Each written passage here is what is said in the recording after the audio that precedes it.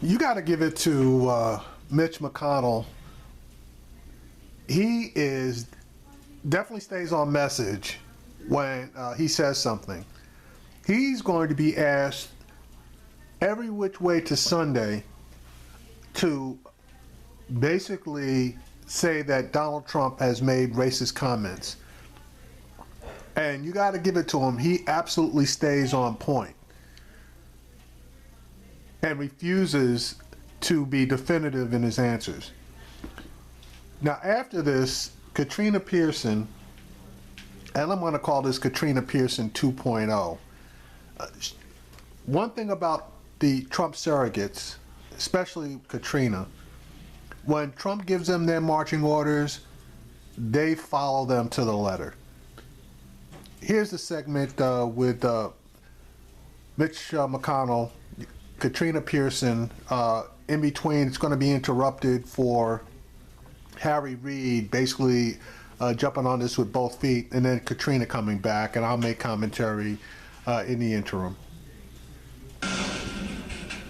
We have new statements today, just happening moments ago, from Senate Majority Leader Mitch McConnell when he was asked by our Hallie Jackson about the comments made by Donald Trump about the federal judge overseeing the Trump University case, calling into question the judge's integrity because of his Mexican heritage. Take a listen. You know, I was asked over the course of the last week on numerous occasions to express myself on various utterances of our nominee, and I have done that. Unfortunately, you never specifically answered the question, so you absolutely cannot say you have done that. You can say that you have dodged the question, but not that you have answered the question. And unless there was some new comment today, I don't have anything to add. I've covered every one of these during the course of the past week. There was something, and this is a little new, where he basically suggested that members of the press corps are racist, and he's basically saying that people don't agree with him or people aren't on his team, that there is racism involved. Now, that's a new question. Watch his response. As I said, I spent the last week in a number of interviews on the subject of our nominee and his comments. I expressed my disapproval over and over and over again to a variety of different ones. I don't have anything to add today. Okay, we're not asking you to add anything to your previous comments. We're asking you to address the fact that Donald Trump basically is calling the press racist. What is your opinion there?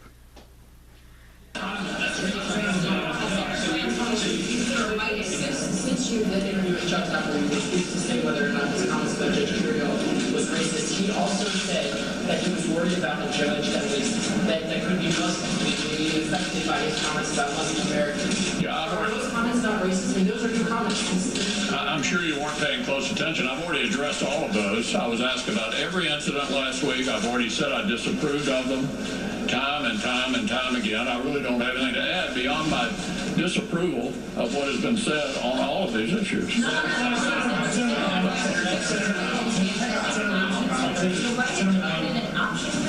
go to your quote for a second? You talked about 260 you voted against various water in large part because of the Civil Rights Act. Yeah. I think you said recently that I think the Republican Party, the African American vote for generations.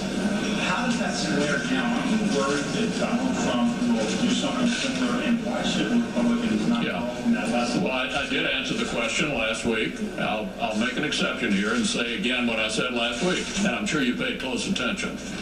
What I said was I was worried that we would do to the Latino vote what was done to the African American vote by defining our party in such a way that we could not reach out to what has become the nation's largest minority group.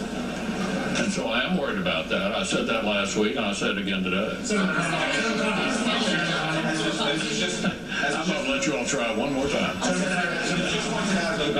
See, and he's laughing about the whole thing like it's a funny matter, but it's not funny.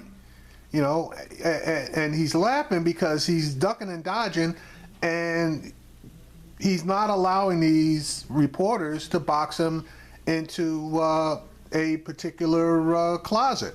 How concerned, though, are you in general that your nominee continues to say things your party has to continue to answer for. And that will overshadow your agenda, that will overshadow your ability to hold on to Congress. Okay. I'm going to wrap it up with this. Let me say that there are a lot of issues that we ought to be talking about, our nominee ought to be talking about. Senator Thune, Senator Cornyn, Senator Barrasso have all talked about the condition of the economy, the implementation of Obamacare. We have plenty of issues. And my advice to our nominee would be to start talking about the issues that the American people care about and to start doing it now. In addition to that, it's time to quit attacking various people that you competed with or various minority groups in the country and get on message. He has an opportunity to do that. This election is eminently winnable. The American people at their core do not want 4 more years like the last 8. And so I hope that's what he'll do. We're all anxious to hear what he may say next. All right, now, yeah, the American people really don't need 4 more years like the last 8.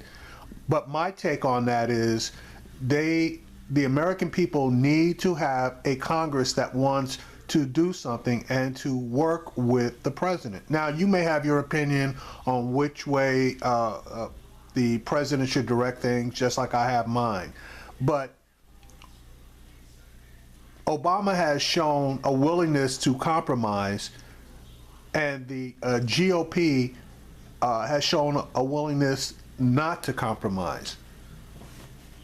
Thank God that they got their way, because if they had accepted the compromise that Obama had offered, Social Security would be in the damn toilet right now. Now, I'm going to play for you the follow-up interview by Harry Reid, and I'm going to scratch the Katrina 2.0 at this point and make a separate video. All right, here is the Harry Reid follow-up to Mitch McConnell's interview. How outrageous. It's hard to believe that it's consistent with what we've seen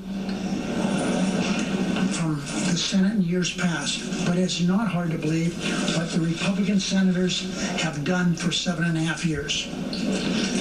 And yeah, and what they've done for 7.5 years is try to block President Obama at every turn. Right or wrong, they should have been able to reach common ground for the American people. And I'll make one specific case. Infrastructure. Everybody knows that there needs to be massive infrastructure spending. All they had to do was to propose a bipartisan infrastructure bill, which the president would have signed. Everybody would have gotten the glory. The Republicans, the Democrats, Congress, the president. The country would have been better off. They couldn't even compromise to put together an infrastructure bill that would have helped the country, i.e. improving our infrastructure and putting people to work. But because it was President Obama who would have to sign the bill, they just couldn't see their way past their own political agendas, I'll call it. Their insistence on supporting those who make racist comments helped pave the way for Donald Trump. Exactly. Every member of this body should be able to condemn Donald Trump's racist attacks. As Republican Nebraska Senator Ben Sass said, quote, saying someone can't do a specific job because of his or her race is the literal definition of racism. And he is right. But the Republican leader and the chairman of the Judicial Committee refuse to speak this plain truth. Instead, they're doing everything in their power to make sure that Donald Trump can create the American judiciary in his image. In his image. If Republicans believe that a man who believes in religious and ethnic tests for a federal judge is fit to be president of the United States, I don't know how they can explain that that's acceptable. But it does appear to me, especially the last few days, that this Republican Senate is going to stand with Donald Trump no matter what. And even more so, the Republican leadership in this body, they're not going to back away at all from Donald Trump, no matter what he has said in the past or what he said the last few days. Dick Durbin. All right, so basically it's what I have been saying for a while and am going to continue to say. The GOP is going after the presidency by any means necessary.